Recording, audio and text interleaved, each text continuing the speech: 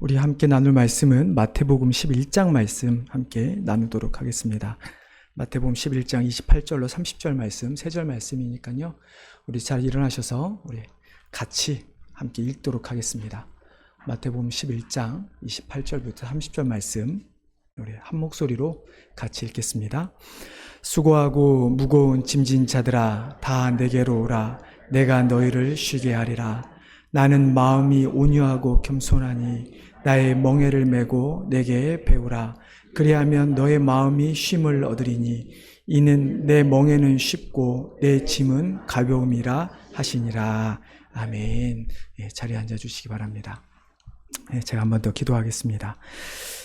하나님, 이 시간 우리가 하나님의 말씀을 듣기를 원합니다. 하나님, 우리의 귀를 열어주시고 또 우리의 마음을 열어주셔서 우리가 하나님 말씀을 들을 때 그 들려지는 말씀이 그저 우리의 귀에서만 맴돌다 끝나는 것이 아니라 우리 마음속 깊이 새겨져서 참으로 우리가 하나님의 말씀에 따라 살아가는 귀한 백성들 될 수 있도록 도와주시옵소서. 오직 하나님의 말씀만이 온전히 전해지기를 간절히 원하오며 이 모든 말씀 예수님의 이름으로 기도드리옵나이다. 아멘. 우리가 지난주에 첫 예배를 드리면서 저희 교회가 한 해 동안 좀 어떤 모습으로 걸어가야 될까에 대한 이야기를 나누었습니다. 예배에 대한 이야기를 나누었죠. 그래서 하나님이 기뻐 받으신 예배를 우리가 한 해 동안은 어떻게 하든지 최선을 다해 드려보자라고 하는 생각으로 하나님 받으신 예배, 우리가 예배를 통해서 예수님을 닮아가는 예배, 또한 우리가 예배를 통해서 세상을 변화시킬 수 있는 능력을 얻을 수 있는 그런 예배를 우리가 드리자 하는 마음으로 이제 교회 목표를 세웠고 지난주에 함께 말씀을 나눴습니다. 그래서 지난주에 우리가 예배라는 것이 내가 주체가 되어서 내 기준으로 내가 할 수 있는 방법으로 내가 가진 것으로 하나님께 드리는 것이 아니라 예배라고 하는 것은 하나님께서 주체가 되시기 때문에 하나님이 원하시는, 하나님이 기뻐 받으시는 예배를 드려야 한다라고 말씀을 드렸습니다. 그러면서 제가 히브리서 11장 말씀을 예로 드렸죠. 믿음으로 아벨은 가인보다 더 나은 제사를 드렸다. 근데 성경 어디에도 창세기에 믿음으로 아벨의 믿음에 대한 이야기를 언급된 적은 없죠. 하지만 거기서 믿음으로라고 했을 때 아벨은 하나님이 자신의 창조주임을, 그리고 하나님이 자신과 자신이 소유한 모든 것의 주인 되신 것을, 그리고 하나님께서 자신의 삶에 필요한 것을 공급해 주시는 그 하나님으로 인정했다, 믿었다라는 의미이고, 그러한 마음으로 하나님 앞에 제사를 드렸다라고 말씀을 드렸습니다. 그래서 하나님은 가인은 자신을 위해 제사를 드렸다면 아벨은 하나님을 위해 제사를 드렸기 때문에 하나님께서 가인이 아닌 아벨의 제사를 받으셨다라고 말씀을 드렸죠. 이처럼 우리가 아벨처럼 예배를 드려야 합니다. 그렇게 예배를 드릴 때 우리는 하나님께 영광 받으시는, 하나님이 영광 받으실 만한 예배를 우리는 드릴 수 있게 되는 것이죠. 근데 하지만 우리가 하나님께 영광을 올려드리는 예배를 드려야 한다라고 말을 하면 자꾸 방법론을 생각을 합니다. 이렇게 예배를 드려야 된다, 저렇게 예배를 드려야 된다. 수많은 말들이 많죠. 저희가 80년대 초였나요? 70년대 후반인지 80년대 초였는지 제가 정확히 기억나지는 않지만, 여러분 한국교회 드럼이나 기타가 있었던가요? 드럼이나 기타를 사용하면 아주 심한 이야기를 들을 만큼 한국교회는 배타적이었습니다. 지금이야 이렇게 우리가 그때 일이야 웃으면서 별거 아닌 것처럼 이야기를 하면서 이야기를 하지만, 그러나 당시만 해도 그런 어떤 방법적인 면에서 참 많이 제한이 있었던 시절이 있었습니다. 그렇기 때문에 우리가 어떤 하나님께 영광 드리는 예배를 드린다라고 했을 때는 어떤 방법이 아닌 우리가 우리의 자세, 우리가 어떠한 모양으로 하나님께 나아가야 하는가에 대한 것을 생각해 봐야 된다라고 말씀을 드렸죠. 여러분 심플하게 생각을 해 보십시오. 만약에 우리가 대통령을 만난다면, 혹은 정말 유명한 연예인, 여러분 어떤 연예인을 좋아하는지 제가 모르겠지만 여러분 연예인을 만난다고 한번 생각을 해 보십시오. 우리가 기본적으로 갈 때 대통령을 만나거나 그 사람들을 만날 때 어떤 기본적으로 갖춰야 될 모습이 있긴 하지만 사람마다 다 다릅니다. 옷을 입는 것도 다르고 머리 모양도 다르고 모든 게 다 다릅니다. 하지만 사람들의 마음과 자세는 어떨까요? 대통령을 만나는 사람들의 자세, 자신이 정말 좋아하는 연예인을 만나는 사람들의 마음의 문제 어떨까요? 그들을 만나면서 딴짓을 하거나 그들을 만나면서 관심 없는 것처럼 할 바에야 대통령을 만날 필요도 없고 연예인을 만나러 갈 필요가 없는 것이죠. 번듯한 옷을 가진 사람이 잠옷 차림으로 만나러 가는 경우는 없습니다. 씻을 곳이 있는데 씻지 않고 가는 경우는 없습니다. 이처럼 우리가 세상에 어떤 유명한 대단한 사람을 만날 때도 우리에게 최선을 다하는 모습을 우리는 가질진데, 하물며 우리의 왕 되신 하나님 앞에 예배하는 우리의 모습은 어떠해야 하는 것일까? 그래서 우리가 예배를 드릴 때는 마땅히 우리가 가진 가장 최선의 것, 하나님이 기뻐 받으실 만한 것, 하나님을 주인으로 인정할 만한 것으로 우리는 예배를 드려야만 하는 것이죠. 그런 모습에 대해서 성경은 여러 가지로 우리에게 말씀을 합니다. 하나님의 백성으로 어떻게 해야 되는가? 심지어 구약에서는 하나님께서 제사라고 하는 예배하는 방식을 드릴 때 아주 세밀하게 방법을 주셨습니다. 어떻게, 어떤 모양으로 제단을 만들고, 어떻게 성막을 만들고, 어떠한 제물로 어떻게 제사를 드려라는 자세한 것으로 드렸듯이, 성경은 우리에게 하나님의 백성들, 하나님께 온전히 예배를 드려야 하는 자의 모습을 이야기하지만, 가장 우리에게 본이 되는 분은 누구일까? 바로 예수 그리스도이죠. 사도 바울은 빌립보서 2장에서 이렇게 합니다. 너희가 이 마음을 품으라. 뿐만 아니라 사도 바울은 많은 서신서에서 나를 본받으라, 자신을 본받으라 라고 이야기를 하지만, 그러나 그 본받음의 뒤에 배경에는 누가 있습니까? 내가 예수 그리스도를 본받은 것처럼 너희도 예수 그리스도를 본받으라 라고 사도 바울은 이야기하죠. 예수님께서 하나님의 형체를 갖지 아니하시고 종의 형체로 이 땅에 오신 것처럼, 이 땅에 오셔서 죽기까지 순종하신 것처럼 그렇게 예수님을 본받으라 라고 이야기를 하죠. 복음서에서 보면 예수님은 우리를 향해 참 많은 것을 말씀하셨습니다. 이렇게 살아라, 저렇게 살아라.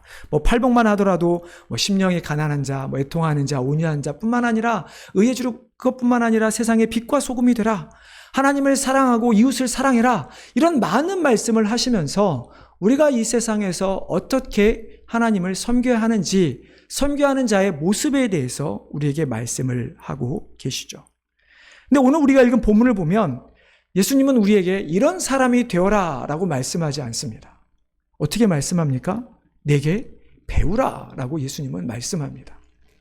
신약성경에서 예수님께서 몇 가지를 이야기를 하셨습니다. 예를 들어 무화과 나무의 비유를 보면서 그것을 통해서 배우라 라든지, 아니면 예수님, 하나님이 긍휼을 원하시지 제사를 원하지 않으니 그것을 배우라 라고 이런 말씀은 하시지만, 성경 어디에도 오늘 본문을 제외하고 예수님께서 나를 배우라 라고 말씀하신 곳은 없습니다.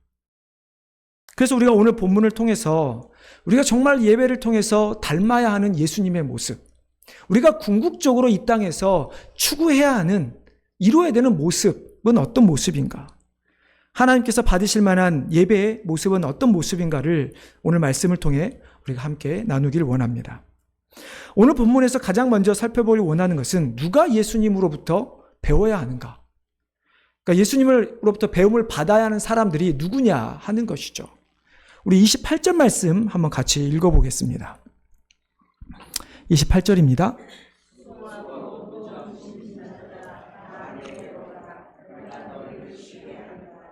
예수님께서 자신을 닮도록 자신에게 배우기를 원하는 자들을 부르시는데 어떤 사람입니까? 수고하고 무거운 짐진 자들이라고 주님은 말씀합니다. 수고하고 무거운 짐진 자들, 누구일까요? 네, 육체적 노동을 하는 정말 몸이 고된 사람들을 의미하는 것일까? 아니면 당시의 이스라엘 백성처럼 패전국으로서 로마를 섬겨야 하는 노예와 같은 입장에 있는 이스라엘 백성들을 의미하는 것일까? 아마 그것도 다 맞을 수도 있습니다. 1차적으로는 분명히 이스라엘 백성을 의미합니다. 로마의 압제 가운데 힘들고 지친 삶을 살아가는 이스라엘 백성들을 향해 예수님께서 수고하고 무거운 짐진 자들이라고 표현하실 수도 있습니다.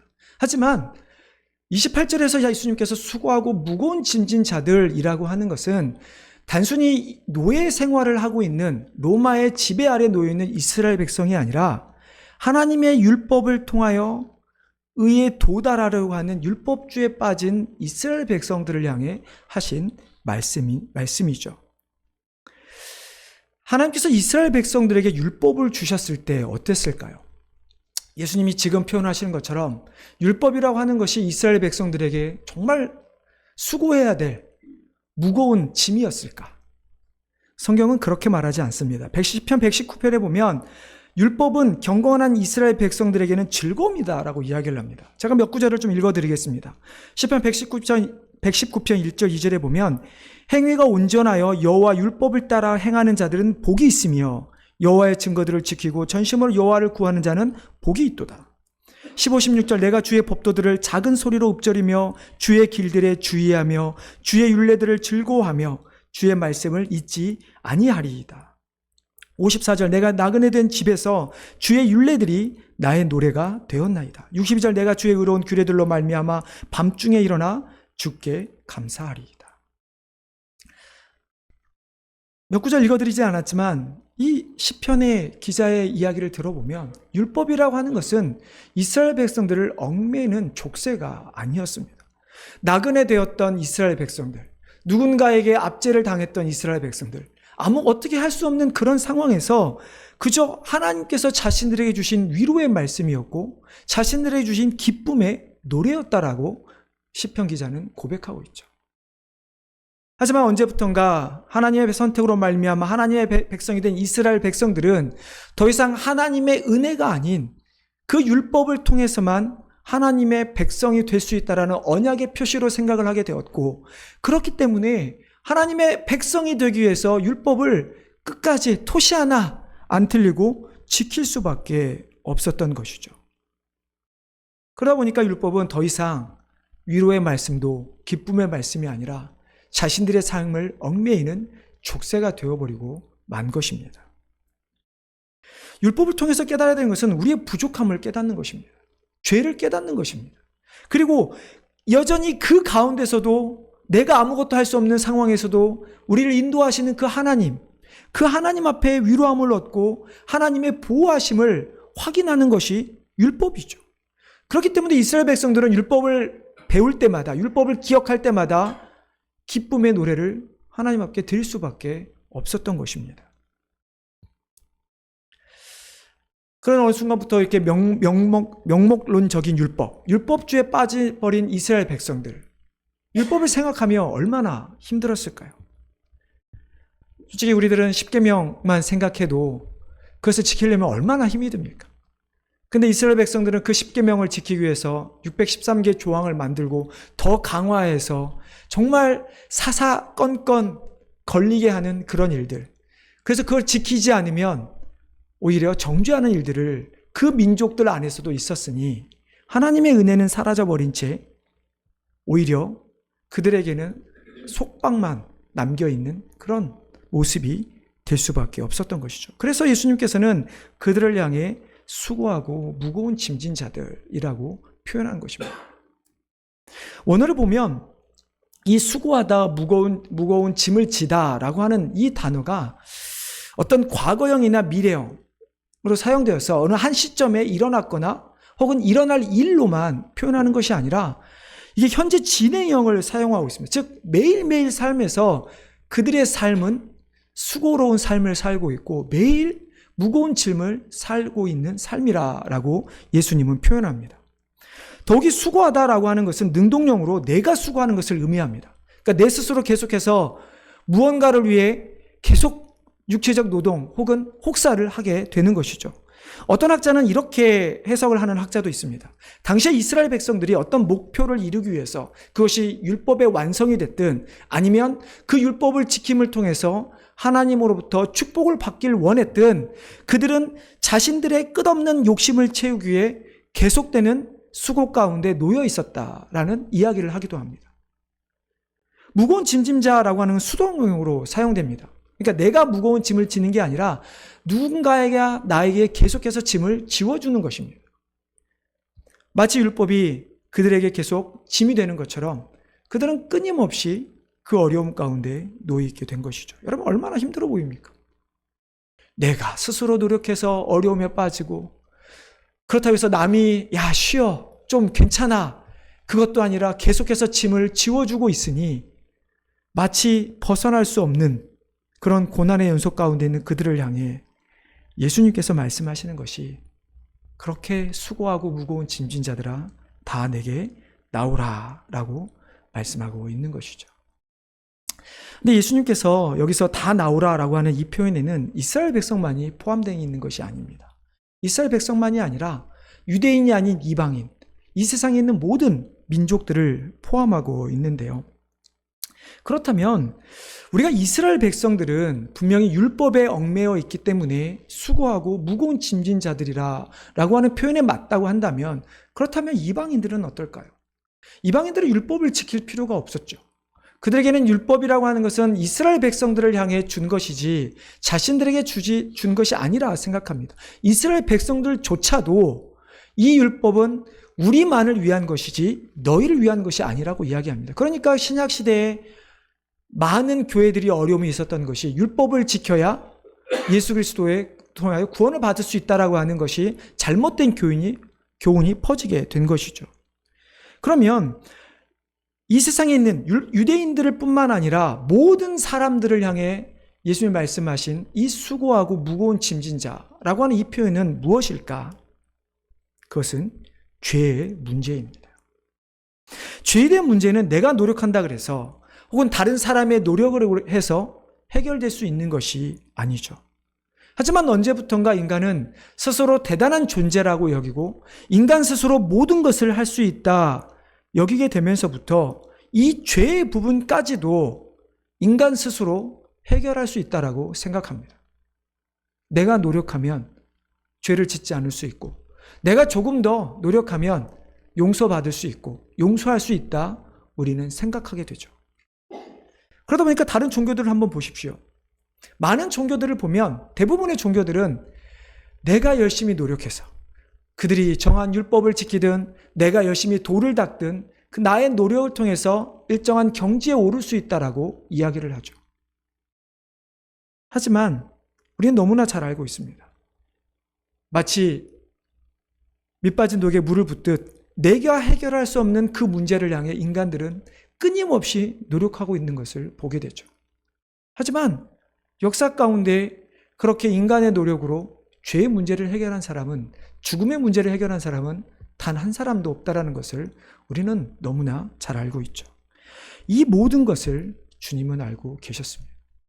율법에뿐만 아니라 죄의 문제에 허덕이고 있는 우리 인간들을 바라보면서, 그래서 예수님은 그 삶을 너희들이 해결할 수 없기 때문에 너희들의 삶은 여전히 수고로운 삶이고 무거운 짐을 지는 삶을 살 수밖에 없다라고 말씀하시는 것이죠. 그래서 주님은 말씀하시기를 이제 내게 나아오라. 내게 오라. 내가 너희를 쉬게 해주겠다. 그럼 우리도 마찬가지입니다. 우리가 스스로 죄의 문제를 해결해서 여러분 이 자리에 앉아 계십니까? 내가 노력으로 죄의 문제를 해결했기 때문에 마치 내가 의롭게 돼서 하나님께 드릴 것이 있어서 우리가 이 자리에 앉아 있는 것일까요? 만약 우리가 스스로 노력해서 죄의 문제를 해결했다면 우리는 이 자리에 있을 이유가 전혀 없죠.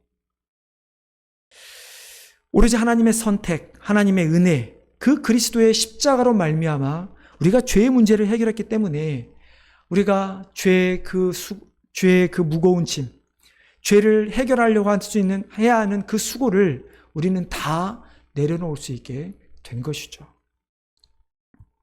주님께서 우리를 위해 자신의 생명으로 값을 지불하셨기 때문에 우리는 이 자리에 앉아 있는 것이고 우리가 예배를 통해서 하나님께 영광을 올려드리는 것입니다. 그렇다면 우리가 스스로 혹은 다른 사람을 통해 해결할 수 없는 문제를 주님을 통해서 해결을 받았다면 이제 우리가 해야 하는 것은 무엇일까요? 우리가 해야 하는 것은 이제 우리의 모습을 바꾸어 가는 것입니다.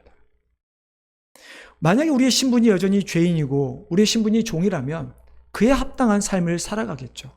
하지만 우리가 더 이상 종이 아니라 자유인이고 우리가 더 이상 죄인이 아니라 의인의 모습으로 바뀌었다면, 내가 예수님을 믿어서 이 자리에 앉아 있다면 우리는 더 이상 예수님 믿기 전 내 모습을 가지고 이 자리에 있어서는 안 된다는 이야기입니다. 물론 우리가 예수님이 원하시는 완벽한 모습에 도달할 수는 없습니다. 하지만 우리가 매일매일 삶에서 변화하는 그 모습을 우리는 하나님 앞에 올려드리는 것이죠. 그렇다면 우리가 바뀌어야 될 우리의 모습은 어떤 모습일까? 우리가 배워야 될 모습에 대해서 주님은 말씀합니다. 우리 29절 말씀 다시 한번 또 같이 한번 읽어보도록 하겠습니다. 29절입니다.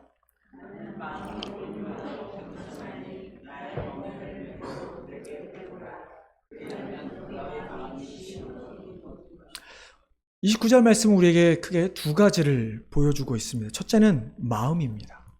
우리가 배워야 할 것이 어떤 건가? 예수님의 마음. 예수님이 어떤 마음을 가졌다고 말씀하고 있죠? 예수의 마음은 온유하고 겸손하다라고 이야기를 합니다.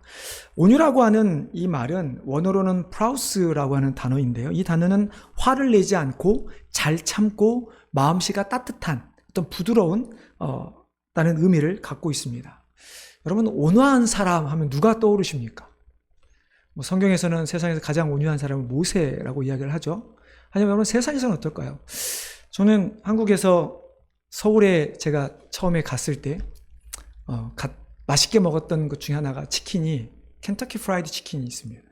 그럼 그 앞에 서 있는 그 할아버지 기억나시나요? 네, 저는 한동안 온화하다 그러면 이상하게도 그 할아버지 얼굴이 떠올랐는데 하지만 이 온유하다라는 단어가 우리가 세상에서는 그렇게 부드럽고 잘 참고 인내하는 사람을 의미하지만 예수님에 대해서 사용될 때는 어떤 의미로 사용되는가? 죄인이 회개할 때까지 인내하시는 주님. 하나님의 입장에서 보면 인간이 분명히 죄를 지으면 인간을 다 쓸어버려야 하는 것이, 심판하는 것이 마땅합니다. 하지만 여전히 하나님은 온유하시기 때문에 그런 인간을 위해 구원할 방법을 내셨고, 그렇기 때문에 예수님은 이 땅에 오셔서도 그 죄인들이 하는 그 모든 모양새를 참으시고 십자가에 달려 죽으신 것이죠. 이것이 예수님의 온유함입니다. 아무리 우리가 예수님을 향해 돌을 던져도, 아무리 우리가 예수님을 부인하고 죄를 짓는다 할지라도 끝까지 우리를 기다리시는, 우리가 다시 한번 계속해서 주님 앞에 나아오기를, 십자 앞에 나아오기를 기다리시는 주님의 모습, 그것이 오늘 예수님이 말씀하신 온유한 마음이죠. 주님은 하나님이셨지만 하나님의 형체를 버리셨습니다. 그리고 우리를 자신의 생명을 드릴 만큼 우리에게 사랑을 베푸셨죠. 그래서 산상수훈에서도 이렇게 말씀하죠. 온유한 자는 복이 있나니 그들이 땅을 기업으로 받을 것이라.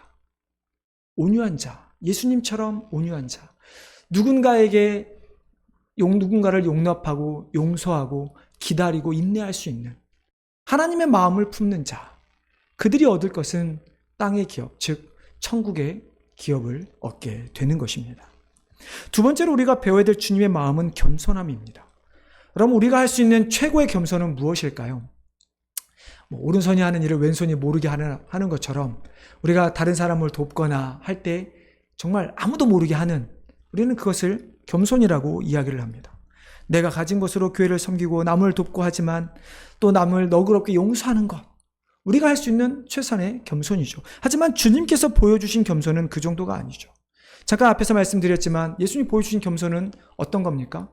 하나님이셨던 분이 하나님의 형체를 포기하는 것입니다. 자신의 이 땅에 오셔서도 자신이 가진 능력이라면 자신을 손가락질하고 자신에게 돌을 던진 사람을 다 쓸어버릴 수 있었음에도 불구하고 그들을 용납하시는 주님. 더 나아가 아무런 잘못이 없으신 분이 죄인인 우리를 위해 자신의 생명을 내려놓으신 그 모습. 그러면서도 여러분, 십자가 앞에서 정말로 하나님의 뜻을 찾으며 하나님의 뜻이 아니라면 내가 이 잔을, 하나님의 뜻이 아니라면 이 잔을 없애주시고 하나님의 뜻이라면 내가 이 잔을 마시겠다라고 하는 그 주님의 모습. 여러분, 이것이 주님께서 보여주신 겸손입니다. 우리는 내가 용납되어야 용서하고 내가 이해가 되어야 다른 사람에게 베풀지만, 그러나 주님은 그렇게 이해되지 않는다 할지라도 하나님의 뜻이라면 순종하셨던 것처럼 우리가 가져야 될 겸손은 바로 그러한 겸손이죠. 주님의 겸손을 이야기할 때 한국의 역사 가운데 빼놓을 수 없는 예화가 있죠. 손양원 목사님입니다. 자신의 두 아들을 죽였던 그 살인자를 자신의 양아들로 받아들이고 목회자로 키웠던 그분의 모습. 우리는 솔직히 손양원의 목사님의 어떤 그 아들을 받아들이고 키우기까지 그 마음이 어떤 마음이었을까 솔직히 잘 알 수가 없습니다. 하지만 분명한 결과는 주님께서 십자가를 통해 우리의 사랑을 보이셨던 것처럼 손양원 목사님은 그 주님의 사랑을 살인자를 자신의 아들로 받아들임으로 보여주셨다라고 하는 것입니다. 여러분, 이처럼 우리가 주님의 마음을 품는다고 하는 것은 주님께서 우리에게 보여주신 온유함과 겸손함을 또한 세상에 나타내는 것이죠. 둘째로 주님은 29절 말씀에서 우리에게 가르쳐주고 있는 것은 주님의 멍에를 매는 것입니다. 차라리 멍에를 아무것도 매지 말라고 하시지 왜 주님의 멍에를 매라고 하는 것일까? 네. 이유야 간단합니다. 오늘 본문에 나온 것처럼 주님의 멍에가 우리의 멍에보다 가볍기 때문이죠. 성경에서 멍에라고 하는 이 표현은 율법을 나타내는 은유적 표현입니다. 그러니까 소에게 멍에를 씌워서 소를 사람이 할 수 있는 일을 하도록 복종시키는 것처럼 율법이라고 하는 것이 그 당시에는 마치 이스라엘 백성들에게는 멍에처럼 씌워져서 하나님께 복종하게 하는 것으로 받아들여졌다라고 하는 것이죠. 이로 볼 때 예수님께서 자신의 멍에를 매라고 하는 것은 이런 의미겠죠. 더 이상 율법이라고 하는 멍에를 메고 하나님 앞에 나가지 말고 내가 가르치는 것, 나의 가르침, 나의 멍에를 메고 하나님 앞에 나아가라라고 하는 의미이죠. 그러면 우리는 생각해 봐야 합니다. 율법이 가벼울까요? 예수님의 명령이 가벼울까요? 예수님의 가르침이 가벼울까요? 앞서 말씀드린 것처럼 하나님께서 이스라엘 백성들에게 주신 율법은 가벼운 것이었습니다. 즐거운 것이었습니다. 하지만 인간이 그 율법을 무겁게 만들었죠.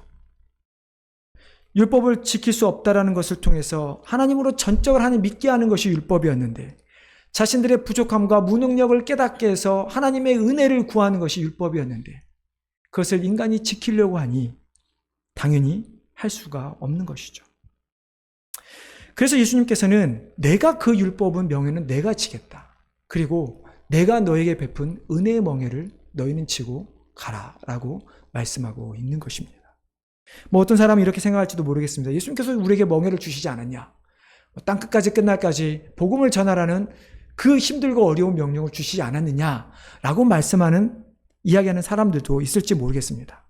근데 같아 보이지만 분명히 다릅니다. 율법을 지켜야만 하나님의 자녀가 되는 것이고 예수님께서 우리에게 주신 사명은 우리가 값없이 받은 하나님의 은혜로 자녀가 된 자들이 감당해야 될 사명인 것이지 그거를 해야 너희가 구원받는다라고 하는 것은 결코 아닌 것이죠. 하지만 우리의 모습을 보면 여전히 율법처럼 우리의 멍에를 메고 갈 때가 얼마나 많이 있습니까? 종교 지도자들이 유대인들이 하나님께 주신 그 율법을 멍에로 만들어 버린 것처럼 어느 순간부터 우리도 예수님께 받은 은혜를 우리의 멍에로 만들어서 다른 사람을 판단하고 교회는 교회의 나름대로 기준으로 교회 밖에 있는 사람들을 판단하면서 우리 스스로 족쇄를 채운 일들이 얼마나 많이 있습니까? 우리가 그렇게 살아간다면 결국은 주님께서 가벼운 멍에를 메고 가라는 주님의 멍에를 주셨음에도 불구하고 우리는 그 멍에를 여전히 율법처럼 무거운 멍에로 만들어버리고 마는 것입니다. 우리가 예배를 드리는 것이 예배를 드리지 않으면 벌 받을 것 같아서 혹은 예배를 통해서 복을 받기 위해서 이 자리에 있다면 그 또한 우리는 멍에로 만들어버리고 마는 것입니다. 우리가 이 자리에 있는 것은 하나님께서 우리를 구원하셨기 때문에 그 은혜가 있기 때문에 이 자리에 나와서 감사함으로 예배를 드리는 것이지 이것이 우리에게 자꾸 습관이 되어지고 자꾸 이게 드려질 의무가 되어버린다면 우리는 역시 이것을 멍에로 만들게 되는 것이죠. 사랑하는 성도 여러분, 이제 우리는 바뀌어야 합니다. 우리가 정말로 전적인 하나님의 선택으로 말미암아 구원을 받았다면 그래서 우리가 하나님께 영광을 돌리기에 이 자리에 앉아서 예배를 드리고 있다면 우리는 주님께서 우리에게 보여주신 변화의 삶을 그 삶의 모습으로 하나님 앞에 예배를 드려야만 하는 것입니다. 더 이상 내 생각이나 내 경험, 내 지식, 우리 교회가 가지고 있던 전통 이런 것으로 누군가를 판단하고 다른 교회나 교회 밖에 있는 사람을 판단하는 것이 아니라 정말로 죄인이 우리를 돌아오기까지 인내하며 우리를 기다리셨던 온유하신 주님, 자신의 생명까지도 조금도 아끼지 않고 주셨던 그 겸손의 주님의 모습을 따라서 우리도 계속해서 누군가를 인내하며 용납하며 그들을 향해 우리의 모든 것을 내어줄 수 있는 겸손의 모습을 우리는 가져야 하는 것입니다. 제가 지난주에도 아마 여러분에게 물었던 것 같습니다. 이 예배가 만약에 마지막 예배라면 하나님이 우리 예배를 받아주실까? 비슷한 질문을 드리길 원합니다. 만약에 우리가 이 예배가 마지막 예배라면 하나님께서 우리에게 너가 예배를 통해서 받긴 것이 무엇이 있냐라고 물으신다면 여러분들은 어떻게 대답을 하시겠습니까? 지금까지 우리가 드려왔던 수많은 예배를 통해서 우리가 하나님의 말씀을 들으면서 얼마나 우리는 우리 자신들을 변화하며 변화시키며 살아가고 있습니까? 얼마나 우리의 의지를 가지고 나의 잘못된 죄된 모습에서 돌이키려고 우리는 노력을 하고 있을까요? 우리가 오늘 드리는 이 예배가 정말 많고 많은 예배 중 하나가 되지 않기를 바랍니다. 정말 예배를 드려도 더 이상 변화되지 않는 우리의 모습이 아니라 매일매일 매주일의 예배를 통해서 정말 우리가 변화되는 경험을 하게 되기를 바랍니다. 그래서 하나님의 온전히 기뻐하시는 예배, 하나님 예수님을 믿은 후에 점점 더 예수님처럼 닮아가는 변화하는 성화되어져가는 우리 자신을 통해서 그렇게 예배를 드릴 때 온전히 하나님께 예배 받으실 뿐만 아니라 우리에게 주시는 한없는 은혜를 누리는 우리 귀한 성도님들 그리고 교회가 되기를 주님의 이름으로 축원합니다. 하나님 감사합니다. 참으로 주님께서 우리를 위해 기다리시고 인내하셨기에, 주님께서 우리를 위해 십자가에서 생명을 주셨기에 그 주님의 귀한 온유와 겸손한 마음 때문에 우리가 구원받아 이 자리에 앉아있음을 기억합니다. 하나님, 우리가 예배를 드릴 때마다 그 사실을 잊지 않게 하여 주시고, 그래서 우리가 예배를 드릴 때마다 정말로 우리가 예수님을 닮고자 하는 마음을 우리에게 주셔서 우리가 교회 이 예배당을 나가 우리의 가정으로, 또한 우리의 사업터로, 또 우리가 세상을 향해 나아갈 때 조금은 변화되어서 주님을 알지 못하는 사람들을 향해 주님의 모습을 나타내는 주의 백성들 될 수 있도록 도와주시옵소서. 하나님, 우리가 교회 안에서만, 우리가 말로만 그들을 용납하며 그들을 향해 하나님의 은혜를 베푸겠다 말하지 않게 하여 도와주시고, 정말 우리의 행동을 통해, 우리의 삶을 통해 하나님이 기뻐 받으시는 예배, 그 삶의 모습을 나타내는 주의 귀한 백성들 될 수 있도록 도와주시옵소서. 감사하며 예수님의 이름으로 기도하옵나이다. 아멘.